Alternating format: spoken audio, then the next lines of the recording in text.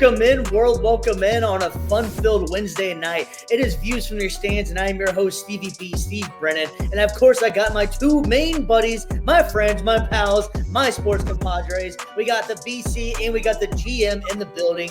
My man, George Mike, how are you feeling today, man? Sunday was a rough day for them Cowboys, and I'm sure you're feeling pretty good about that, right? Man, just went on crazy rant yesterday on my own pod, bro, and I just almost lost my mind. I almost broke my camera, my whole monitor, everything. Almost lost my mind. I can imagine so, man. I can imagine so. But on the other end, Mr. BC, our big Bucks fan, how are you feeling, man? I'm feeling cautiously optimistic. I liked what I saw for 3 quarters of that game, and that second quarter, there's a reason why I'm still cautious there.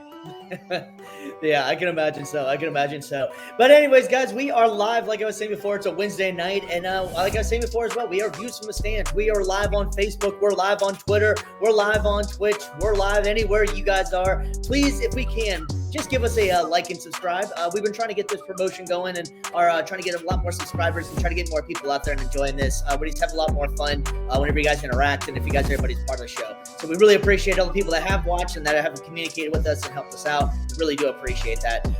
Before we jump into paying some bills, we do want to let you know that we also have a very fun-filled show today. We're going to do a little bit of Thursday night preview, and then we're also going to start previewing the NBA, and that is that time, man, the Eastern Conference. We're going to preview it first. NBA is right around the corner. I believe the season starts next Tuesday, and we're also going to jump into a little bit of baseball, and we got some major news coming out of the NFL the last couple of days. So we're going to go ahead and pay some bills so we can go ahead and jump into this. George Mike, man, why don't you let the people know all about that Telegram channel, baby? Yes, sir. Sports gambling channel where we charge $5 a month to get you guys winnings from anywhere from $20 to $50 to $100 a day. You'll see the link. I put it in the comments right there if you guys are watching on the live feed. If not, if you're just watching the recorded version, you'll see the link on your screen or just hit me up on one of my DMs. Slide in there and we'll get you on and popping, baby. There we go. Mr. PC, let the people know what you got going on too. I mean, shoot, my wife and I, we got brandes.media. We got, we create memories that last a lifetime. You or somebody you know has got those engagement photo or the engagement coming up. You got a wedding coming up. You got somebody that needs to take some pictures. You got someone that needs to take some videos. We got you guys hooked up, ready to roll at brandes.media. Once again, brandes.media. That's our website. You can see our packages. You can see our portfolio. See if we're your cup of tea, and if not, it's all good. But hey, if we match up to what you guys want, we'll make it happen. And like I said, we make memories that last a lifetime at brandes.media. Love it, man. Love it. Absolutely love it. All right, guys. Well, let's go ahead and jump into some news, man. For the last couple of days, there's been a lot of speculation going on. And turns out Akira hamstring, all you got to do is get traded from the Raiders to the Jets. And if you don't know what I'm talking about, the Las Vegas Raiders have just traded Davonte Adams. Man, this trade was pretty wild, and a lot of people thought this was coming, especially after Davonte Adams requested the trade. We even had a segment where we were talking about where do you want to see him go, where do you think he's going to go. I think the writing was kind of on the wall that he was going to end up with the Jets. So if you didn't hear about the trade here, the Raiders are going to receive a conditional third-round pick that becomes a second-round pick based off of performance. If you're wondering what the performance is if Davonte Adams is an all-pro on the first or second team, or if he is on the active roster for the AFC Championship or the Super Bowl, it'll turn into a second. If none of those happen, then he stays a third. The other big factor in this is that the Las Vegas Raiders are getting out of the contract. So the New York Jets will be taking on about $11.59 million of Davonte Adams' contract for this season. Woo, that is a lot to take on there for Davonte Adams, who is right now, 31, 32 years old. Guys, what's your thoughts on this one, man? This is a lot to take. G Mike, why don't you start us off? Dude, it's definitely going to be good for the Jets with the connection between Rodgers and Adams. We've seen them many times win many games, get many touchdowns, get many yards on both sides, passing and receiving. And it's going to be good for the connection. And then you're going to put Garrett Wilson at the number 2, where the corner number 2 of the defense got to cover him, which he's already a top 10 wide receiver in my eyes in the league. It's going to be tough for any secondary defense when they're trying to cover both guys. And then obviously their run offense is pretty damn good as well. You know, they still have some kinks that they need to work out with the offensive line, but And overall, man, getting Davonte Adams, an all-pro, going to the Rodgers, great. Yep. I'm not going to say that this is going to be, or when I make this comparison, that's not going to be an exact one-for-one comparison, but I am getting very much Gronk to the Bucks vibes from 2020. Anytime you get a quarterback that's got his old familiar number one option, it's going to be really good for him. And like George said as well, like he's got plenty of other targets that he's going to be able to throw to. The run game is still solid, and then you're just adding another weapon there, and you're adding not only Rodgers' favorite target, but also to a security blanket, somebody that that if it's second or third down, you need somebody that's going to be able to go up there and get a grab. Davonte Adams just chuck it right up to him. So it's a great move for the Jets. I love it for them and helps make them more competitive. And the way they structured out the trade as well, they didn't have to trade any additional pieces for it. I think that was something that we were kind of wondering for the longest time is, are they going to demand assets along with draft picks? So for the Jets to be able to make out with a third, potentially second rounder for a future Hall of Famer and your quarterback's favorite target, I wouldn't call it a steal, but it's still a good deal. And I would take it 9 times out of 10. Shout out Tegan. My bad. Shout out Tegan on TikTok saying, "Yo, thank you for tuning into the live feed, man." Yep. Continue with the likes, baby. Appreciate it, man. Thank you. Yeah, so we it's kind of wild, really, because we all kind of thought this was going to happen. That especially when he asked the trade. I kind of thought that with something else that happened a little bit ago as well, that I kind of was hoping that the Bills would make this move. Personally, I thought that would have helped them out, but we'll get to that in a minute. The Bills did make some interesting moves as well. Yeah. Having said that, though, I'm kind of torn on this one. I think that it's a great move for Aaron Rodgers, which seems like he's running the Jets at the moment. Aaron Rodgers is getting exactly what he wants. So if this doesn't work out, it's going to go back on Aaron Rodgers. And I've brought this up a couple of times in the past, and it's really starting to show with Aaron Rodgers right now. That he just looks extremely uncomfortable and really grumpy. If that makes any sense. And what I'm saying is that I don't think that he has the chemistry with these other guys. Now I get it. You bring in his guy. You bring in Davonte Adams, and let's see if he still's got it. If he still has it, then this goes down as a great move midseason. But if it doesn't, the Jets are in deep. Now they're stuck with an aging quarterback, and they're stuck in it. Let's face it. Davonte Adams, and it's no disrespect to Davonte Adams, one of the best in the league. But Davonte Adams isn't young anymore either. Davonte Adams is 32 years old. Davonte Adams, I think, still has it. He hasn't really had to do much in Oakland because in Las Vegas, because they have been competitive in the last few years. Let's face it. But having said that, though, taking on 2 aging players, is it worth it? If you get that Super Bowl, you guys feel like it's worth it? I do feel like it's worth it. And honestly, man, I can't come to grasp the whole it's going to be Aaron Rodgers' fault thing. And it's like, I know you're not the only person saying it. I know there's many others that are saying on Twitter and all social media handles and even on ESPN and Barstool and all these stuff. To me, I can't grasp it because at the end of the day, if you watch the games, the reason why Aaron Rodgers can't do what he does is because of the offensive line. When the offensive line actually blocks like they did last game and maybe week 2 or week 3 when they played, what was it, the Patriots? I don't remember who they played, but he had a crazy Monday night game as well that he went like 24 for 28, 2 TDs, 250 plus yards passing. And he was basically doing that last game. And he was just showing everyone how he actually plays the game. And they lost because he threw an interception at the end of the game. But if you watch the route that Mike Williams ran, and he talked about it in the press conference after the game, he did not run the right route. So if you don't have a connection with your quarterback and your quarterback's trying to make all these plays, he's getting pressured every single play. He's got to run out the pocket when he's 40 years old to try to make something happen, and you can't even run the right route. But then everybody wants to put it on Rodgers. I can't seem to grasp that whole concept that it's going to be Rodgers' fault. I can't. I just find it amazing, though, that we always just go, this is why. Exactly what you're saying, exactly why. Because Rodgers is always the same one. What quarterback in the league goes out there and it's like, oh, he ran the wrong route? I guess the 3 interceptions that he threw in London, that was somebody else running the wrong routes as well. It's always something, and it's never just the fact of, hey, maybe I just should have maybe I should have spent some more time with my guys in the offseason. Tom Brady, I know, like you were talking about, BC, he went from a one team where he was the guy, went to a whole other team. What did Tom Brady do? He made time to meet with his guys, whether it's just having a barbecue, throwing it back and forth, get to know these guys. Rodgers doesn't want to do that, and that's why you have to bring another security blanket in for him. It's always excuses with this dude. Yeah, and on top of that, I will say, like, he did all those things as far as establishing connection and rapport with his players during the COVID season. So that's another thing, to go from everybody, I know everybody in the building, I know everybody from the staff to the coaching, to the coaches, to the players, everyone in this organization I know, to completely new staff and one player that is brought over from my old team, and then another one as well that was kind of a loose cannon in a sense. But new organization, new teammates, new everything. And we're at a point where we have to isolate. And we're at a point where we can't really gel together so much. That's why, like, I will say, like, watching just quick shout out to the Bucks documentary team in The Current. Like, they have a great series on it. It's incredible to see, like, how they were able to come together in that season to make it happen. But it's two different guys. It's two different people. Rodgers is Rodgers. Brady is Brady. They are who they are.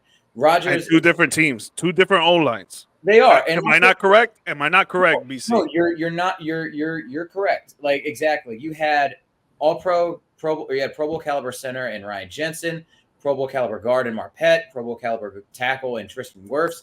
All that, and also too, Jason Light's done a great job of being a GM. That is one thing I will put on George's side as well, is that, let's just be honest, the Jets organization as a whole is not very well ran. Yes, bringing in Aaron Rodgers was great. Getting the trade for Amari Cooper, or not Mark. Oh my goodness, I'm getting ahead of ourselves. For Davonte Adams was great. But everything else that they have done, I think, even including firing Robert Saleh mid-season, it's not a great move. And Robert Saleh was a guy that had a lot of the respect of his players, especially on the defensive side, which, is supposed to be one of the, main fundamentals, one of the main keys of this team is the defense. And you just fired the guy that's like the face of it. So there's a lot of dysfunction in that organization. And there is a time and a place to blame Rodgers for certain things. Like Steve was saying as well, you throw 3 picks in the game, I guarantee you not all of them are because the receiver ran the wrong route. He made the wrong read. Definitely. But yeah, as far as blaming it all on Rodgers or giving, blaming it all on Rodgers isn't fair. Just like also giving Rodgers all the credit if they do win the Super Bowl. Exactly.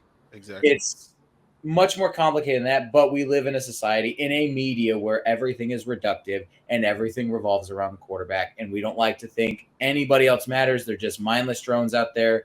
It's 11 on 11. It's not 1-on-1. Exactly. But, what do we know? We're just guys watching from the stands. From the stands. Views from the stands. Yeah, right. Yeah, and I'm like, I definitely think Rodgers still can play. So I'm excited to see this happen with the Davonte thing, and if he's able to gel it back together in like the old Green Bay years. But here's just another situation with Rodgers and Davonte in this weird thing. If they wanted to get back together so bad, why didn't they just do? They basically brought it's New York Packers at this point now. If you think about it, they got Alan Lazard, they got Hackett, they got Rodgers, now they got Adams. All you need to do is just bring back BJ Raji, and you got the old Packers back again or something. Like, why not just make it work there? And that doesn't make any sense to me. You had a better coach. Matt LaFleur is a better coach than Robert Saleh was. So why was he trying to get out of Green Bay so bad? If they didn't want Rodgers back together. Yeah, they didn't want Rodgers no more. They wanted Jordan Love because they knew that he was the next man up. Were they wrong though? No, they're not wrong. I'm not saying that. Right. But he knew that. Rodgers knew that. So he was like, I'm going to get out of here before they tell me, yo, you're going to be the backup and we're going to have Jordan Love start and you're going to be coaching him from the sideline. He's like, no, I want to still play and I want to get paid. I'm going to go to a team that actually wants me to be there and that has a complete team surrounded by them and they just need a quarterback. Yeah, well, it's not even complete because I think the offensive line is atrocious, but others will say different. Yeah, I mean, it's exactly what happened with Brett Favre in the final years of his career too. Like when Rodgers was coming up, learned under Favre, they replaced him. Favre didn't want to stay and just sit on the bench. He wanted to still compete. And that's just exactly what we're seeing with Rodgers. So I don't blame the Packers for wanting to go younger at quarterback. I don't blame Aaron Rodgers for wanting to leave for a more competitive shot and opportunity. Now, would this have been the best place for him to go? We can debate that. But, it's a place that it's competitive. It's a place that will give him at least a shot in the playoffs.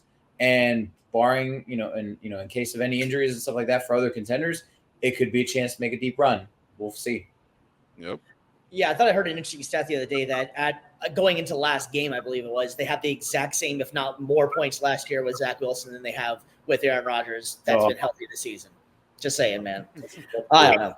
I could be wrong on that one, If but you're I don't saying think that so. Zach Wilson is better than Aaron Rodgers, please.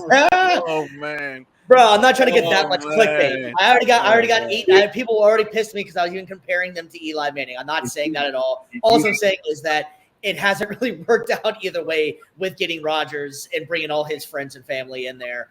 It hasn't really worked out either way. But remember, football in the trenches, bro. If you don't, and BC knows what's up. If you don't have an offensive line or a defensive line, the offense is not going to be good, or the defense is not going to be good. All starts up front. Yep, 100%. Yeah, I mean, I guess you get Look it. at Brees Hall. Brees Hall hasn't done shit all season, and he goes off against Buffalo because Buffalo has the worst rush defense in the league. Yep. That's why he goes off. Look at the Bucs against the Saints too. Like they were finally able to get that run game going because they were playing a team that did not have as much push up front, and the offensive line was actually playing well. You got Luke Gedeke that came back, really helped provide that spark on the right side, and that's what you need. You need push. You need it at the front lines, in the trenches, and it all starts there. New York Jets. You probably, if you're not going to sign anybody in free agency, you better draft some good old linemen next year. Just saying. Yep. You're right. First I feel 5 rounds, you better draft Rodgers. Fuller. I feel like it comes off that I hate Rodgers and I hate his career or something like that. He just irritates me sometimes. His smugness and just how I don't know. He's just been irritating me late. Okay, more. but let's talk about discount football double check. and let's not talk about the person. That's what I'm saying. Let's talk about the sport and let's not talk about the person because we're not with the TMZ. discount double check, he was my guy. I liked Rodgers, but now he just irritating the hell out of me, honestly. He's alone. That's neither here nor there. And he didn't really He's come getting here with older, five bro, and years. he's getting older and he's showing him true self. It is what it is. Yeah, I don't know, man. Maybe I am too. All right, man. Well, anyways, that wasn't the only thing that happened in the NFL in the last few days. The Buffalo Bills, not being outdone by the New York Jets in the same division, made a trade for 5-time Pro Bowler Amari Cooper. The Bills are sending a 2025 third-round pick and a 2026 seventh-round pick to Cleveland, and the Bills will get Amari Cooper and a 2025 sixth-round pick in exchange. Guys, are you guys liking this trade? Because I certainly really like this trade. Mike, what's your thoughts on Cleveland finally setting Amari Cooper free and the Bills making that move because they needed a wide receiver bad? Thank God they let my guy go, man. Shout out to Amari Cooper playing down in Northwestern and Miami, man, because that guy, crazy route runner, sticky glue hands, is a dog out there, insane athlete. Like, he needed a quarterback that was actually going to be out there with confidence and try to get him the ball because Deshaun Watson, man, I don't know, bro. This guy, he needs to get his massages back, bro, because this guy is not playing the same at all, bro. Like, something needs to happen out there. It's like Cleveland's offense, if Nick Chubb comes back and is the savior of that and they start playing amazing, like, they need to give Nick Chubb, everybody needs to give Nick Chubb $1 million on that team.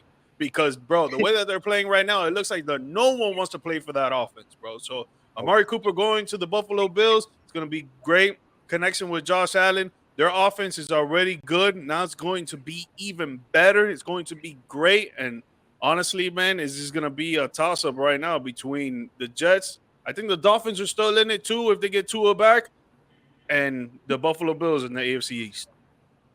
Yeah, I think I saw something the other day that Deshaun Watson might historically be the worst quarterback this season of all time.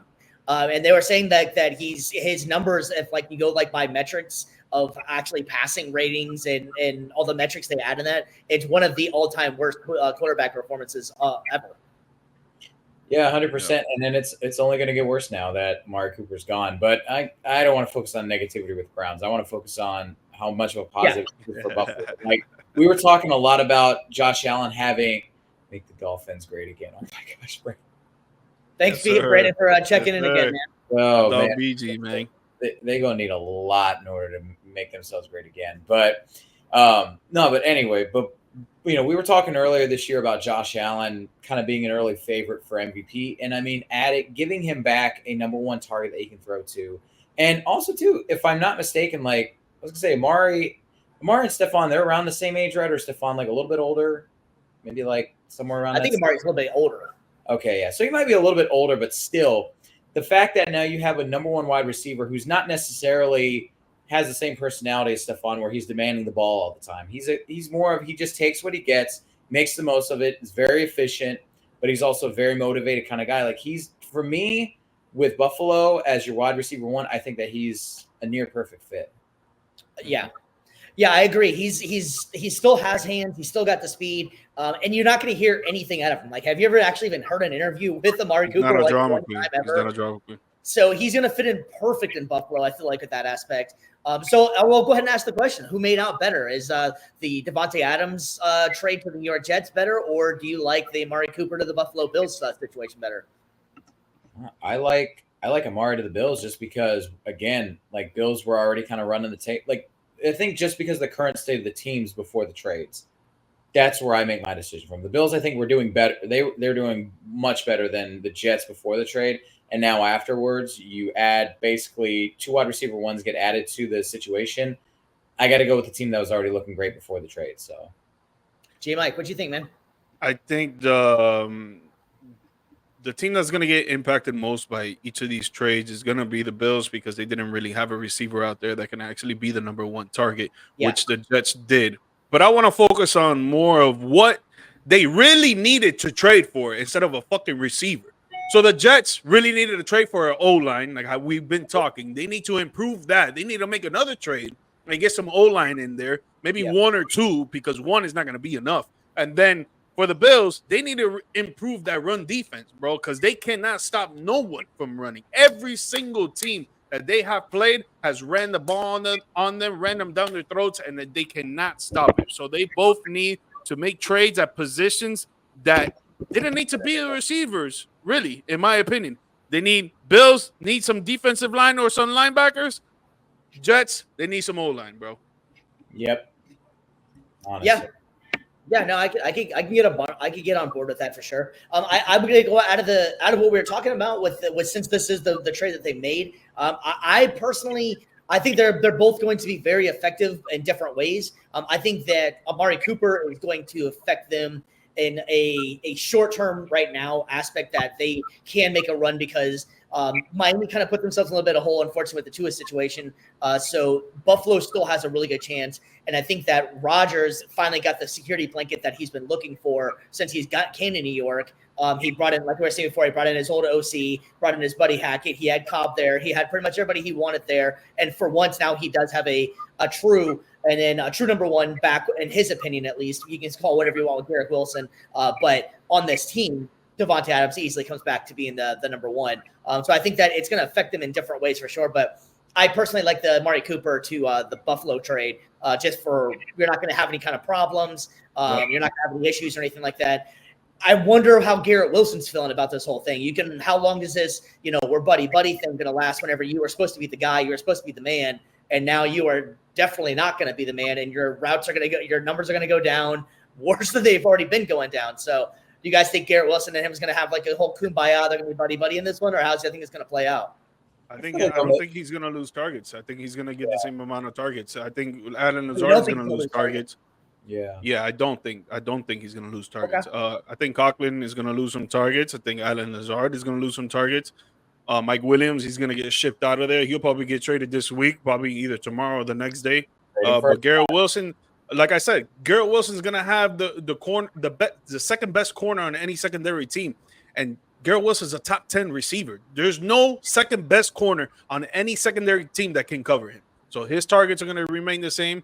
Davonte Adams is probably going to get less targets than him. You're looking at more of that, like that Tyreek and Jalen Waddle. You benefit from having another dominant, and then you can exactly. I think Garrett Wilson's going to have more targets than Davonte Adams because Davonte Adams is going to have the best corner on him.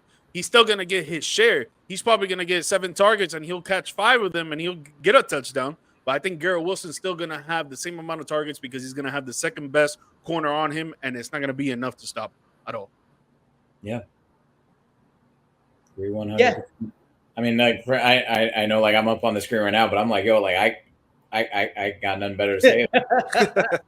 Honestly, though, it's like sorry, I spelled your juju. My bad. No. It's all good. Like, there's nothing more for me to add other than like you said, it's not going to take away from his targets, and I think that they're just going to come away from this being like, look, we want to win a championship. You're going to help us do it. And I think that they're just going to go all in on it. Yep. Yeah, it's gonna be pretty cool for both teams, and just gonna be a fun division again now, man. And hopefully, Tua is gonna be coming back pretty soon. So this division isn't done and over with. And hell, I mean, hey, give the Patriots a little bit of love. Maybe they found something in Drake May. Drake May didn't look too bad either. So that division might be kind of fun out there to watch. And we're hoping when Tua comes back too, they got some games left to play with each other. So it'll be kind of fun. But that wasn't the only news coming out of the Raiders camp, actually. That's most of the Raiders been talked about probably in the last couple months. With it. The Mr. Tom Brady is now officially a minority owner for the Las Vegas Raiders. So Brady is going to basically be a president of operations kind of guy. He's not supposed to be able to go in any kind of practices. There's been a bunch of rules going into it already about where he can go and what he has access to. But Mark Davis came out today saying that, quote, in a joking manner, saying, I used to hate Brady, but now I can't wait for having to have him on my team in the building. BC, buddy, you're a Brady guy, man. I know that's your guy who was in Tampa there and stuff. You like this for Brady and the Raiders. I mean, I wasn't a Brady guy for the longest time just because he was playing on the Patriots. But the second you sign up, just like Davis, like, yo, amazing how that works. You come play for my team, you help us win championships, I'm all good with it. As far as the impact that it has on the Raiders, I mean, obviously, when you get greatest player of all time as one of your minority owners, it's a big deal. Manning didn't sign. What are you talking about? No, but as far as like bringing him in and everything, like I think that at the very least, obviously there's things that he can and can't do, but I think at the very least, so having that presence there will help draw some attention to the franchise. It'll help maybe some free agents that maybe weren't looking necessarily at Vegas, or they see Vegas a city, but then the organization is like, it's kind of a black hole. I don't know if I want to go there for my career. Now you have Tom Brady there. Oh, okay. Not only do I have the bright lights, but I also have the greatest player of all time as one of the minority owners. Cool. Maybe I'll get a chance, be in his ear. And then also too, like the fact that you have such a great quarterback there could also be a lightning rod for other quarterbacks too. Again, not saying that he's going to be the one responsible for picking anybody, drafting anybody, signing anybody, but just to have that person there just it's going to attract talent. It's going to attract people, and it's already an attractive city they're in. So I think it's going to start getting the ball rolling in the right direction for the Raiders. Well, let's face it, honestly, it is the Raiders, so they'll find a way to not listen to Tom Brady about a quarterback or something, or just Tom Brady in general. So it is the Raiders still. But G-Mike, man, are you feeling this move or what? It's kind of cool in a way, I guess. Yeah, I think it's dope. Anytime an ex-athlete of a professional league that they played for becomes an owner in the professional league that they play for, I think it is a pretty damn big, huge deal. And I think just for the Raiders themselves, yeah, he's not going to be in control of a lot of things that go on in the football aspects of it or general aspects of it or all of that. But there's going to be a lot of nitpicking on his brain when it comes to recruiting, when it comes to coaching, when it comes to winning, being successful, become everyday process in the league as a player, as a coach, as a GM. I think there's going to be a lot of nitpicking at his brain, a lot of sit downs, a lot of one-on-ones, a lot of meetings, a lot of conferences that he's going to be a part of, either above the bright lights or under the scope. It doesn't really matter. I think they're going to try, no matter what, they're going to try and get his insight on every single aspect when it comes to NFL football. Mm-hmm.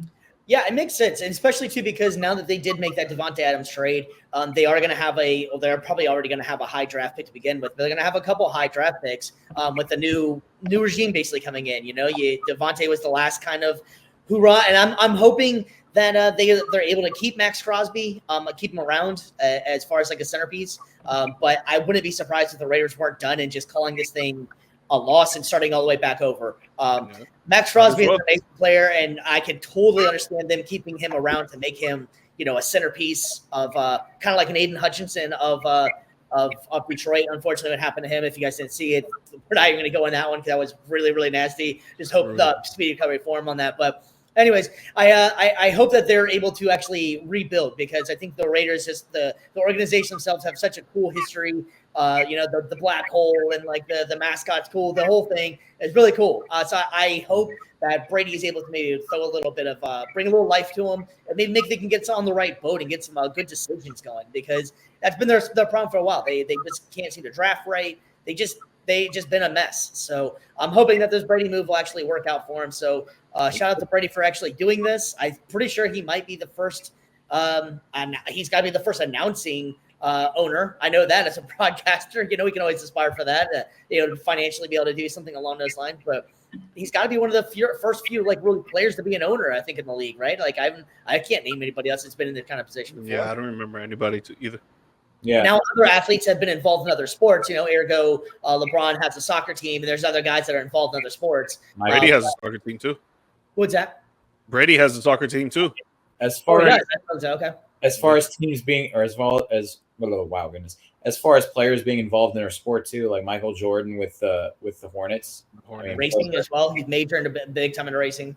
Yeah, I mean, though, I will say though this for MJ as being like owner and stuff like that, he left a lot to be desired. Yeah. So, yeah. A lot of UNC guys. So. Yeah. Well, we'll see how this one works out. Actually, I hope that they actually listen to him and it works out good for the Raiders. But we're gonna go ahead and continue on with this football talk, man. We know we love some football, and we have ourselves a Thursday night football game tomorrow night. And I tell you, when the NFL set this one up on the schedule, I'm guaranteeing that they were trying to bill it as the Sean Payton killing with Russell Wilson into Denver, going into the New Orleans, welcome back home. And this game is not going to be what they were hoping it was going to be, man. Spencer is out, and Spencer Rattler is out? No, I'm sorry. Spencer Rattler is in. Okay.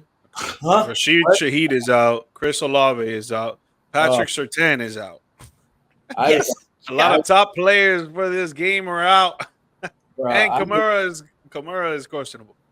Bro, he needs to play, man. I need him bad. But yeah, man, this one will on paper was looking into a great, fun Thursday night game, and I don't know what they're gonna have to do. It's when to build this one up, guys. BC, you got anything to help build this one up, man? I got nothing to build this up. I mean, shoot, I was about out there after seeing the matchup. I was like, oh, this is gonna be a total snooze fest. But the only hype that I have for this game is, like you said, it's the Sean Payton revenge game. Let's see if he's able to get some vengeance on his old franchise, his old team. But honestly, other than that, I got nothing. Yeah, I mean, both defenses are, unfortunately, they have some injuries coming in there as well. Like you were saying, so no Surtain. They both have good ones. Now it's interesting to see two rookies out there, Spencer Rattler and Bo Nix. Bo Nix is kind of coming into his own a little bit, and Spencer Rattler didn't look too bad the last game. Unfortunately for him, Baker Mayfield came back and just had that amazing performance afterwards, and the rest is history. But he didn't look too bad out there. So the Saints might have a backup there, and they've been always seem like they're getting ready to bounce on Derek Carr. I don't know. You think Derek Carr is going to stick around in New Orleans for a little while longer, or what's going on with that? You think? Gosh, it's too unpredictable for me. I still think it's relatively early for them to ditch him after he signed like 4-year deal. So I feel like he's probably got at least one more season before they're like, okay, we're done with you. Especially that they just went with Spencer Rattler right now. Like, they got to see more out of Spencer Rattler doing more throughout the season for them to pull the plug and be like, you know what, we're going to trade Derek Carr and get him out of here. No, they need to see what's up with Rattler.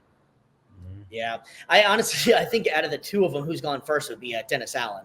Man, remember how like week 1-2 we were talking about how great the New Orleans Saints were, and like this offense is unstoppable, and that came crashing down really fast, And if I had to pick anybody out of those two that are going to be gone, it'd probably be Dennis Allen, because New Orleans has been a letdown for the last few years. He's a defensive-minded coach, and it's just not working out for him. This will be his second time that he hasn't really been successful as a head coach in the NFL. So.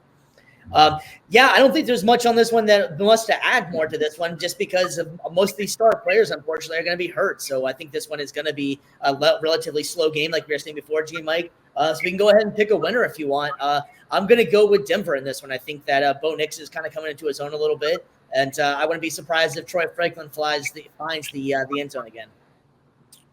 I'm going to go with the Saints, the home-owned team. I think Spencer Rattler is going to show a little more confidence in his game, a little more success in his game after just playing, starting last week, going into this week, a relatively less aggressive offense in Denver Broncos compared to the Tampa Bay Buccaneers. Like you said, Baker Mayfield came back in that second half and just lights out, was going out there and playing like an MVP, because right now he's probably top 3 in MVP.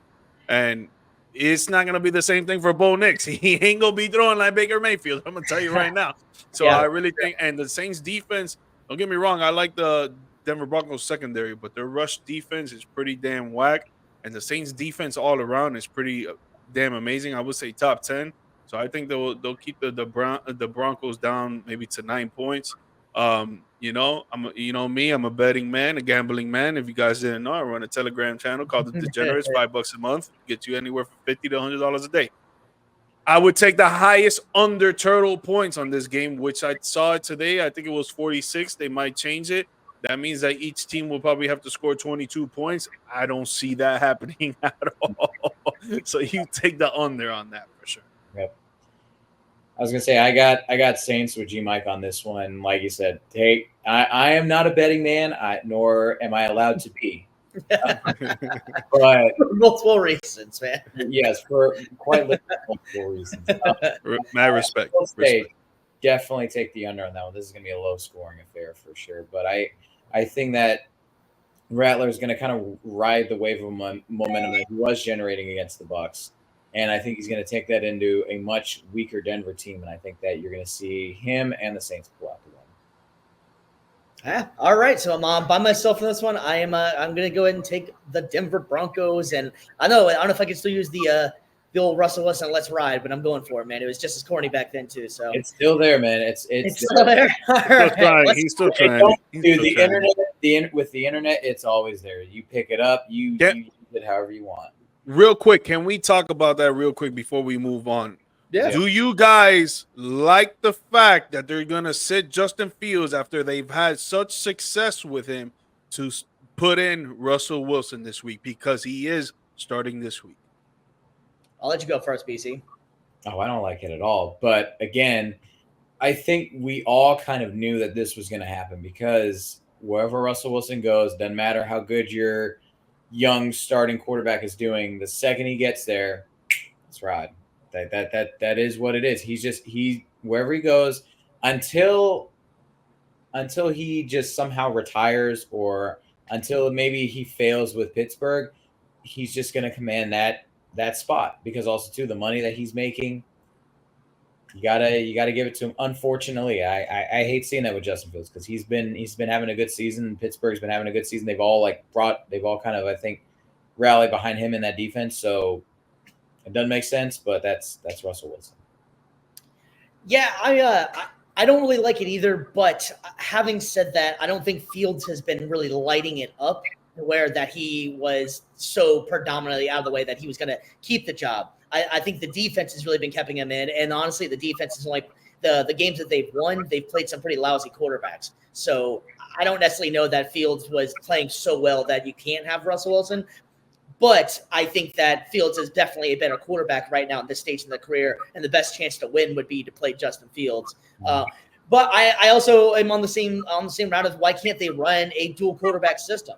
If you want the more pocket passing plays, put Russell Wilson in there. If you want some a little bit more exotic plays, put Justin Fields out there. He still has a big arm. He can still run or run them at the same time. Do the old wildcat. You never know what you're going to get with these. And some of the new trick plays that the NFL's been doing with the toss plays.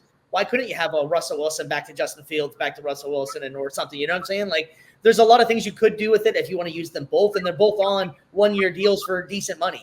So I would have stuck with Justin Fields, but I also understand that it was Russell Wilson's job to start. He got injured, and you always want to send that precedent that you don't lose your job to injury. I don't know. What's your thoughts on it, Mike? I think they keep going with Justin Fields, man. He's having a good season. He's not having a great season, but Right. He's having a pretty good season. You ride the wave. You keep it going. You guys are, second in the division, maybe third in the division? I'm pretty sure it's second. It's not – I don't think it's third. But you keep riding the wave with the quarterback that's giving you some success. Not all the success, but some success. He's out there. He had one game that he threw on for 350 yards and almost 4 TDs. Bro, he shows you that he can do it. Now you're going to send him. You're going to bring in the old buck. And if the old buck doesn't do good, now you got to put in the young buck again, and now his confidence has diminished. And then you're gonna be like, wow, our season would have been good. Our defense is so great, but our offense couldn't compete. No, they were competing. You just took away the confidence. Yep. You know, that's a very valid point. Yeah, that's a very valid point. I totally agree with you on that. And it makes I could definitely see the point of putting Justin Fields back in there. I think that he has been playing well enough to keep the job, and it happens sometimes in the NFL. And it's not like either one of these guys haven't already been on other teams, and this isn't like, you know, it's a rookie and all that stuff. They both had their chances, and you guys are both fighting for either a starting or a backup job. Probably Russell Wilson's situation, this could be his last team, and most likely will be his last team if this doesn't work out. Justin Fields, I think that they can maybe talk themselves into maybe signing him to a shorter deal, but either way, they're neither one of them are playing out lights out. Excuse me, we haven't seen Russell Wilson yet, but just going off of what he has done, I just don't see anything changing really with Russell Wilson, man. And at the end of the day, it's all about wins, man. And it's Mike Tomlin. This guy has been to the playoffs 16 years in a row. This guy wants to win. Yes, he's the head coach, but right now, coach, you're making a bad decision, my dog. You need to keep in the young buck until he messes up. Once he messes up, then you put in the old buck and you see what he could do. But don't take out the young buck while he's doing good to put in the old buck because you're paying him more money and he's been on the sideline because of an injury. No, that's the way the cards play. Sometimes life is played like that. You got to let the guy that's doing a good job do a good job. You can't take him out of the game because you want to put someone else in there to see if they do a good job. Mm-hmm. Yeah, and all that talk of young buck, I think he's yelling. Someone's yelling G Unit all of a sudden. I don't know what's going on, but yeah, man. Yeah, no, I agree, man. It's an interesting situation. We'll see how this plays out for Pittsburgh with that. If they, I don't think I'll put it into that one. I think that Russell Wilson is going to be on a very, very tight leash. I think if Russell Wilson comes out and looks rusty and plays like shit, then you will quickly see Justin Fields become hustling out there. I think that's how it's going to play out in there for him. Yep. Well, we also do have something exciting coming up next week, and that is the NBA is coming back. And I believe it is October 22nd, the tip-off starts. And, boy, we are going to have some fun with that. We're going to, first off, we're going to start with the Eastern Conference. And, guys, we're going to go break it down by divisions on here. I do have one question. It's something that's always bothered me about how basketball does things. Just a quick thought on divisions in basketball. Do you think that divisions in basketball are a necessity or just something that they've done just because everybody else has divisions?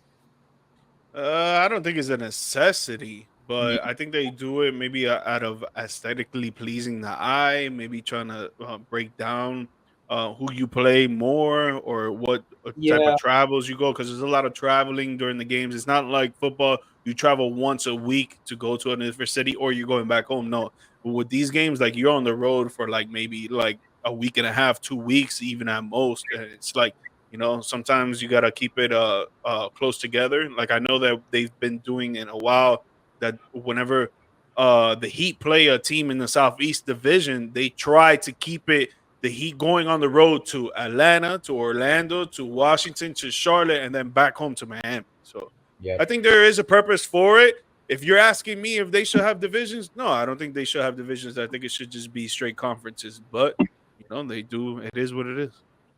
No, I like the divisions. I think though too, like it's pretty unifying with all the other sports too. Every other sport has divisions, and like George said as well, like for travel purposes, and just makes it easier on the players. I'm all for it.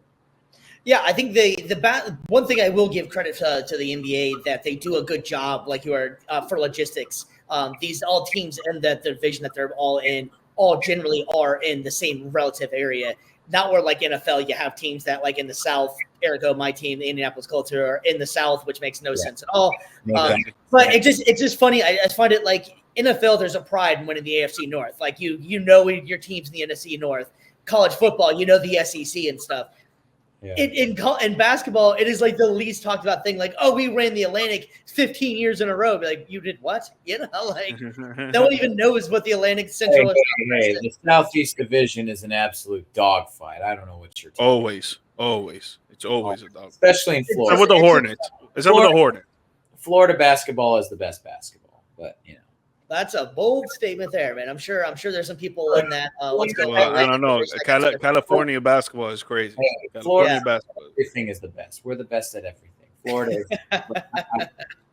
Yeah. So Hello. speaking of divisions, we're gonna go ahead, I guess, and start up here on. If you guys are just listening or at the top, we're gonna start with the athletic division, which consists of the defending champion Boston Celtics, the Brooklyn Nets, the Philadelphia 76ers, the New York Knicks, and the Toronto Raptors.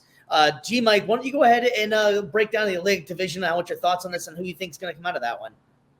Boston Celtics are coming out of that one. I think the Philly and the New York Knicks are going to be a close second. It's going to be a tight race right there to see what's up, but especially with this Paul George injury. Exactly. They say it's minor, but we'll see what's up if it really is minor. Any videos that didn't look too good, dude. If you would have listened to the episode of my podcast, I say that he should retire, but I'm not going to get into that. The Sixers and the Knicks are going to come close second. It's going to be second and third. The Raptors are going to come fourth, and then the Brooklyn Nets, they're just a shit show out there. They need to they need Jesus. They need to pray every day. They need something. they need something. Yeah, man. They had Hova before. Now I don't know what happened. Now Hova's gone. All right, BC, man. What's your thoughts on the Atlantic, man? What do you got coming out of there, and what's your thoughts on the Atlantic? It's going to be pretty similar to G Mike's, although I'll have a little bit more clarity on who's going to take second place. But Boston obviously is going to be running that division. You know what? I'll save my spoilers for later. But yeah, Boston will run that division. I got New York definitively taking second place in that one. I think they'll make the playoffs as well from that division. And then Philly, I think they're going to be third, regardless of whether or not Paul George is injured, like how long this injury is for. I like that New York has a little bit more depth. They've got a little bit more than just one or two guys. They've got multiple players on the team. So that's why I've got them number 2. And then, yeah, Toronto at 3, Nets at 4. Nets are a dumpster fire. What else has changed? Yeah, so we haven't really actually got a chance between the three of us really talk about that New York Knicks trade. G Mike, man, you like that trade that the New York Knicks made? I mean, that seems like an interesting trade for both sides. There's ups and downs for both of them, man. What's your thoughts on that one? If we're just sticking on the Knicks right now, I do like the trade for them because it gives them more of offensive skill minded big man. I think he's gonna put up more points, grab more rebounds, and do less isolation plays than what Julius Randle was doing. I hate the fact that they lost Dante DiVincenzo. I think he was a great hustle player, a great athlete. He was a dog out there. The only thing for me is with Karl Anthony Towns is I need him to be more aggressive when it comes to the playoffs, man. Because when the last series that the Minnesota Timberwolves played against the Dallas Mavericks, this guy had 4 games, either 3 or 4 games, if I'm not mistaken, under 15 points scored and under 7 rebounds grabbed. Bro, if you want to win in playoff basketball and you're a top center in the league like you say you are, and you're the best shooting center big man like you say you are, and you're only putting up 14 points in the playoffs, bro, you need to reevaluate yourself and stop being passive aggressive and be more aggressive, bro. Yeah, BC, what's your thoughts on that trade, man? We didn't really get a chance to discuss that one. I know it's a little bit since the season started, it's already happened already, but we never really talked about that one. Do you like the move for the Knicks? Oh, no, for sure. I think it definitely helps them out. Again, they had a little bit of a logjam with Julius Randle there, but I think that adding Cat with your spacing definitely helps. But like G Mike said, he's got to show more in the playoffs. However, I think he's in a better position to do that now because he's going to have less of a responsibility, less of a load, because it was just basically him and Ant carrying the scoring load up in Minnesota. Now you've got so many other different players now on that team that, Jalen Brunson, obviously the star, but you've got so many different players that can now take that load off of you. And yeah, if you're only scoring like 15 a night, but then that gives you more time to focus on putting up boards, maybe focusing on defense more. And then also too, you can still just spread the floor out. And I think we'll see a much more, just a prediction, I think we can see a much more efficient Karl Anthony Towns this year than we have before. And I think that we might not necessarily see the scoring numbers elevate themselves a whole lot, but efficiency-wise, I think he'll be good. And I think defensive-wise, he might take a step forward because he's also got Tom Thibodeau as his coach. So, and he will. Yeah, he had him before. Squeeze all of the defense out of you to make sure that you're playing defense first more than anything. Out of the two, I like the move for the Knicks a little bit better than I like the move for the Timberwolves. The biggest that makes me kind of nervous for the Knicks is they have zero bench now. Whenever some of the players they got rid of, they don't really have much of a bench, and we have a coach in Tom Thibodeau that loves to grind players, and they generally seem like he generally is always ran with players that get kind of hurt. So that's the only thing that really makes me nervous. As far as their on paper starting five, I love the starting five for the Knicks. They definitely have something that they compete with the Celtics in that division. I still think I never really told you my pick, but I'm going with the Celtics as well. I think that's the no-brainer pick in that for the Atlantic. But I think the Knicks, if they can stay healthy, are going to give them a run for their money. And but I just worry about the bench for the Knicks. That's me my biggest concern for them. So I think we're all picking the Boston Celtics for the Atlantic, correct? Yes. Good. All right, so we're moving on to the Midwest here and the Central Division, and we got the Chicago Bulls, the Indiana Pacers, Cleveland Cavaliers, Detroit Pistons, and the Milwaukee Bucks. This one's a pretty fun division here. G Mike, man, who's your pick in this division, and what do you like? I got the Milwaukee Bucks. I still need to see more defensive play out of them because they haven't really improved that much on the defensive side. So I want to see a lot more there. I would take Cleveland this time second, and then Indiana third. I think Cleveland's going to take that next step with securing the bag for Donovan Mitchell, trying to get Darius Garland back there, and then they're one of the best defensive teams in the league right now. Indiana Pacers, they need to work more on their defense, but I think their offense is pretty damn amazing. I think each of those players can score 10 points or more. I got the Chicago Bulls next. I want to see Lonzo Ball come back. I think it would be nice to see him run the floor with that team that they got there. But if they keep Zach LaVine, if they don't keep Zach LaVine, it's going to be tough for them. And then the Detroit Pistons, that's just a dumpster fire out there. Yeah, BG, man, I'm agreeing with you, bro. The Pacers are dangerous, man. I agree with you on that one for sure, man. BC, what's your picks out of here? It's the exact same as G Mark, man. Wash, rinse, and repeat. I think Milwaukee's got the division locked down just because, again, defense aside, I think that now you give Dame and you give Giannis another year together to gel, give them another offseason to kind of get familiar with each other's games.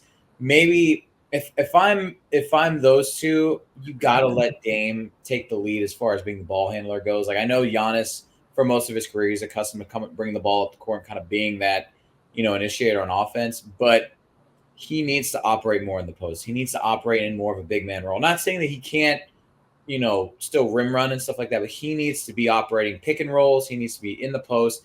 I think for the offense to flow better, you need to let the guards do what the guards are supposed to do and not just stand out there and shoot. You need to let Dame do his job. Yeah, no, I agree with that, man. Let Dame for sure do his job there. I'm actually going to take the Pacers to win this one. Actually, I love the offense. They damn sure need to improve on defense, so that's for sure. But yeah, I like the Pacers to win this one. I'm actually going to take Cleveland in second, and I'm just not sold on Milwaukee. I think they're getting old. I don't think the experiment really totally worked out with Giannis and Dame. Nothing against them at all. But I think that Giannis made the quote today. I think the future is kind of shady for them. Giannis said today that he thinks if they don't win the title, he's getting traded. And people are going to be out there vying for him.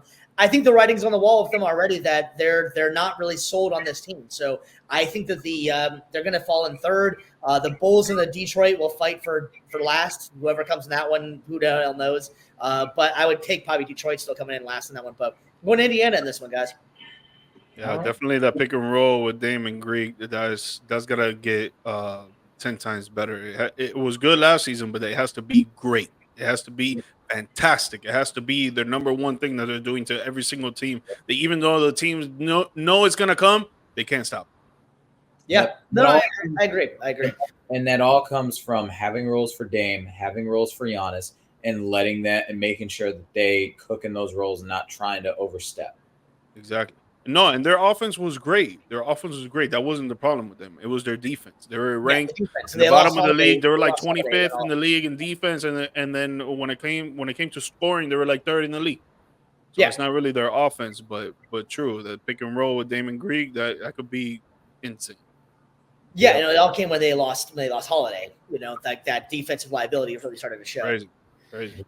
All right, so we're going to move on to the Southwest Division. And I know this division is very near and dear to you two fellas' hearts. It is the Charlotte Hornets, the Washington Wizards, the Orlando Magic, the Atlanta Hawks, and the Miami Heat. All right, Mr. G Mike, I'm going to go on a limb here and let you decide and let the world know what you're representing, man. Bro. Honestly, bro. The Orlando Magic. That was what I expected. Choking maybe I up. was wrong. Honestly, bro, the Orlando Magic can suck it easy, dog, because the Magic here are taking that, baby. Just Orlando Magic ain't doing shit. Nah, the Magic. I was about to say, did we turn a new leaf all of a sudden that I don't know about here? I got the Heat for sure. I think they're gonna come back playing crazy aggressive compared to last season, especially with all the talk surrounding Jimmy, Terry Rozier, Tyler Hero not being consistent in the playoffs. He really couldn't show it each and every game, but he shows sparks of it. Bam is now shooting the three-pointer, which he says he's going to be shooting 100 three-pointers a game, so that's going to be good for our stretch offense. But the Orlando Magic are good too, man. I really think that they're a top defensive team, definitely top 5. I've already told this to BC, and now you folks are going to hear it. They just need to improve their scoring, man. And they brought in KCP, his great lethal shooter out there, and he's gonna show his veteran status to that team, and he's gonna show how players can score from the wing, from the top of the key, or even just drive it into the basket. I think he's gonna show a lot of aggressiveness on the offensive side. And then at 3, it's gonna be a surprise to y'all, but I got the Charlotte Hornets, man. LaMelo Ball, Miles Bridges, they have that connection going right there. If they stay healthy, Brandon Miller and the whole rest of that unit, they're young, but they're hungry, man, and they want to win. Yeah, it's not like they don't have that culture in that locker room that the Miami Heat do, or the Boston Celtics do, or the Milwaukee Bucks, and the list goes on, that they have that winning mentality every single night, but they have skill out there, man, and I think they're going to come together and actually do something. With the Hawks, they lost DeJounte Amari. I think that's going to go down the drain right there, but I'll take them at 4. And the Washington Wizards is another dumpster fire, man. I don't even want to speak. Yep. It rains gasoline on their dumpster fire, man. That Literally. thing just never goes out. Horrible. Gosh, the dumpster. I'm sorry, but there's draft pick, their number second draft pick, bro. I don't even think he's going to be all that great, man. I saw a lot in the preseason. Yeah, he came from the Euro League, and he has a lot of fundamentals and basic sounds of the game, but the NBA is a different dog, man. A lot of speed, a lot of athleticism, a lot of grit and grind on the court. So, I don't know. Preseason, he really didn't show that much. And in the Summer League, he didn't really show that much. Summer League was bad. Maybe he'll change it. Maybe he'll change it. Yeah. Maybe he'll improve. And I hope he does, because, I want to wish all success to every single person, really. But, dude, it looked bad. It looked bad. Mr. Magic fan himself, we're gonna spoil it and let him know that who you have taken the Southeast. I mean, before I do, I'm just gonna say, man, delusion comes for us all, man. It is real. As Gen Alpha says, my little sister who is 11 says, Delulu it's real, bro. You have El Riz. No, just I don't get me wrong. Miami's a good squad, but no, the Magic, they're starting, like they have not peaked yet, but they are starting to take those steps. And bold prediction this year, I think the Magic win 50 games. I think defense steps up, like George said. They're going to be top 5. I think the offense steps up. They get out of the doldrums like they have been. I think that not only KCP is going to add some spacing, which is much needed. They still need more. Don't get me wrong, but where they're at right now, they've improved their spacing. Their draft pick, Tristan da Silva, I love. He's going to be a great fit off the bench with guys like J.I., Mo Wagner, and the rest of them. But Jalen Suggs, I think he's going to take big steps. I think Franz Wagner is going to take big steps. I think Paolo Banchero is going to continue to add as a superstar. So, I don't see this team finishing in second place in this division because their big 3 are going to take even more steps. They're going to get even better. And then all their role players are going to continue to get better too. I don't see, all the things that they were really great at last year, it's going to take it to a whole nother level. And then the things that they were really bad at, they made improvements in the draft. They made improvements in free agency. So I can't see this team finishing lower than first place in the division, and I can't see them finishing with less than 50 wins. Second place, I got Miami. Again, they're always tough. They're always going to be dogs. Obviously, you got Bam, and then you've got your draft pick this year. I'm forgetting his name. It kills me. Kel Ware, yes, because I love the fit that those two have together. They're going to be dangerous as far as postmates down low. Then you can never count out Jimmy Butler, no matter what. Like I think that whole squad is going to be the toughest task for the Magic, but I got them finishing 2. I agree with you, G Mike. Charlotte number 3, LaMelo Ball is going to be balling out. Atlanta at the 4, and then Washington at 5. We're sounding like broken records with a lot of this, but it's because a lot of the teams minds think alike, bro. Great minds think alike. Well, and not just that, but the teams that were great last year progressed and got better, whereas the teams that were worse did not really do a whole lot. They just rested on their laurels, and they're just tanking for next year. So it's just it's one of those things where it's like, yo, you want to be like, oh, well, these guys are agreeing on everything. Don't blame us. We just call it like we see it. It's not our fault that the great teams got greater and the trash teams got trashier. So, Stevie B, what you got?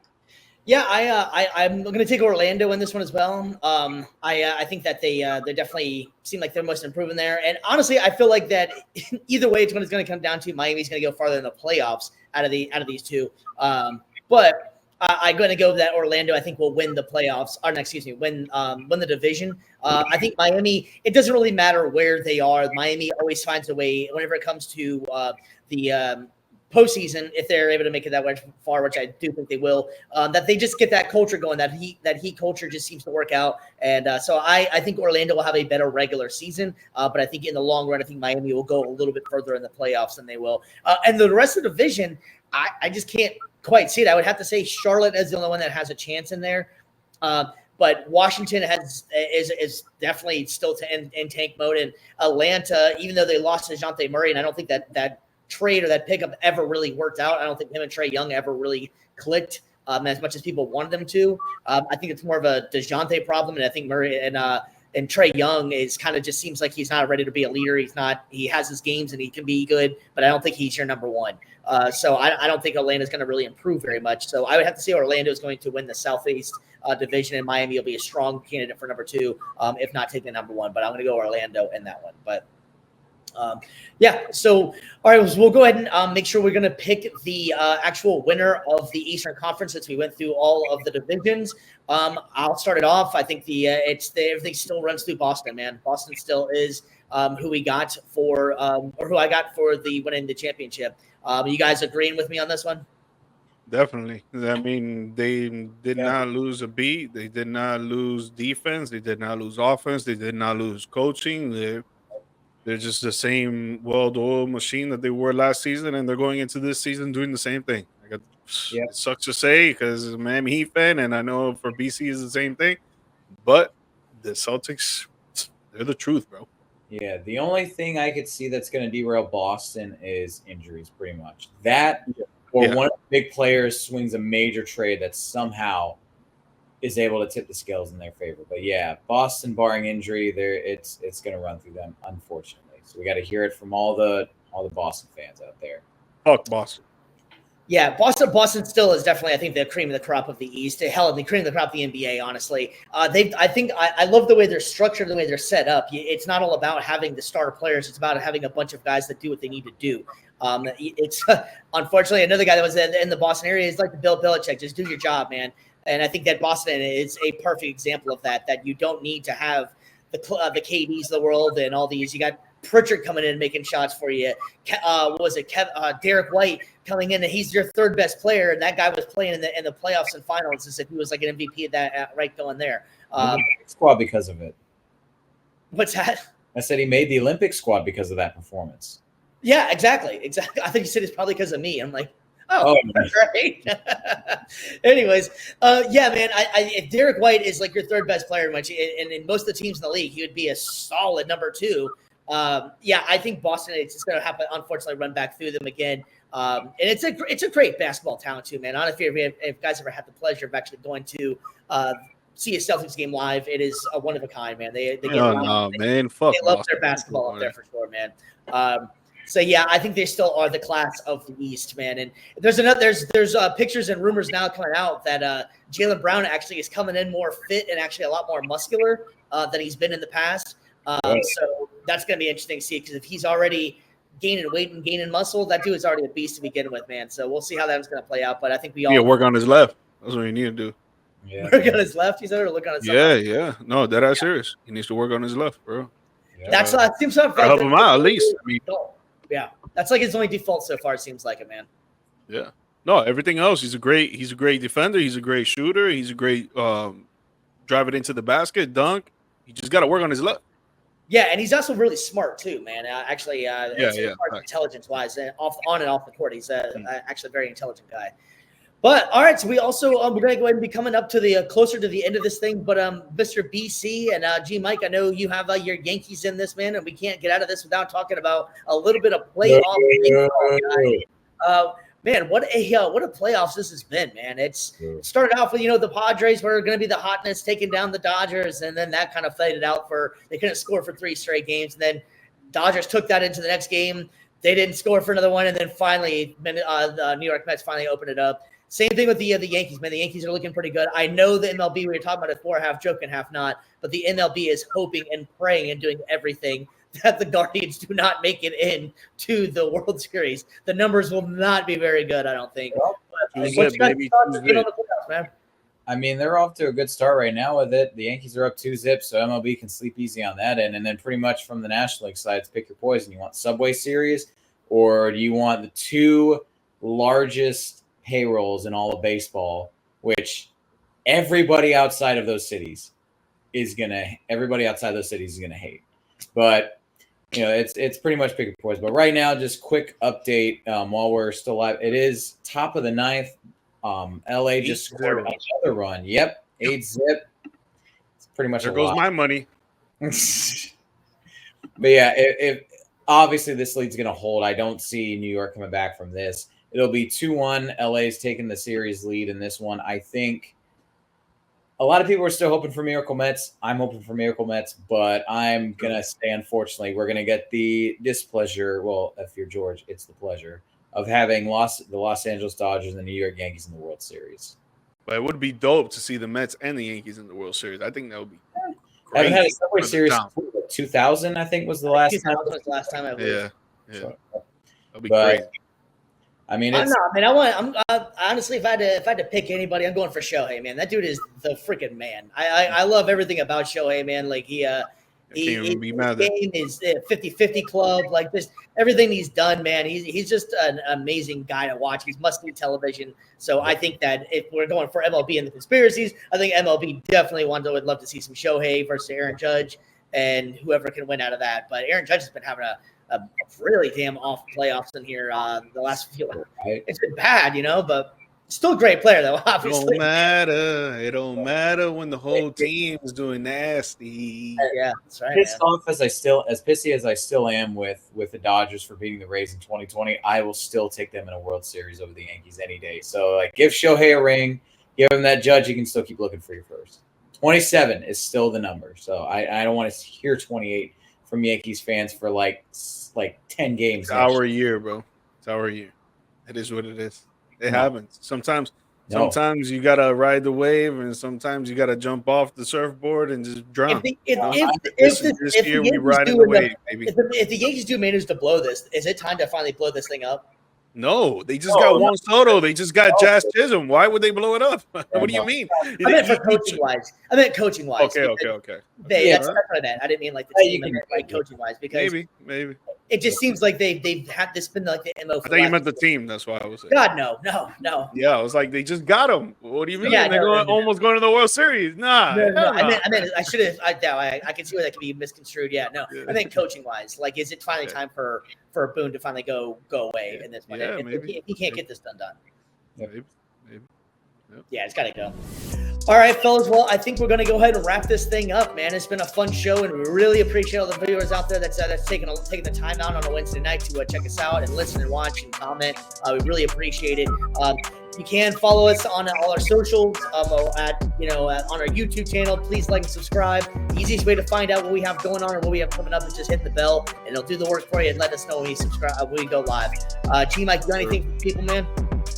Just to let you guys know, Saturday morning, 10 a.m., we're doing another episode. We're going to go into our NFL Week 7, correct? Week 7 picks. We're going to talk about some Texas versus Georgia. That's going to be a great college football game. We got the Western Conference as well. We got the Western Conference, NBA Western Conference picks that we got coming in, and a lot more football, baby. A lot more football. And I'll give you some slips. I'll give you guys a free slip that you can put in and win some money. There we go. All right, fellas, we're going to go ahead and call this thing a night, man. Appreciate everything you guys do for us, and stay safe out there. Peace. See you.